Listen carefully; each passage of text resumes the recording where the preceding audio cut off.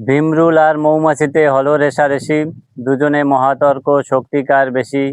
ভীমরুল কহে আছে সহস্র প্রমাণ, তোমার ধ্বংসন নহে আমার সমান। বিশাল বড় একটি ভীমরুলের বাসা। ভীমরুল হুল ফুটানো পতঙ্গের মধ্যে সবচেয়ে বড় এবং ভয়ঙ্কর। যদি কেউ এদের বাসায় আঘাত না করে তাহলে এরা কামড়াতে আসে না, আর এরা কামড়ালে দলবদ্ধভাবে একত্রে কামড়ায়। গাছের ছাল, গাছ মুখের সাহায্যে কেটে তার সাথে লালা মিশিয়ে বাসা তৈরি করে। বাসার মধ্যে কয়েকটি ছিদ্র থাকে যার মধ্যে দিয়ে তারা যাতায়াত করে।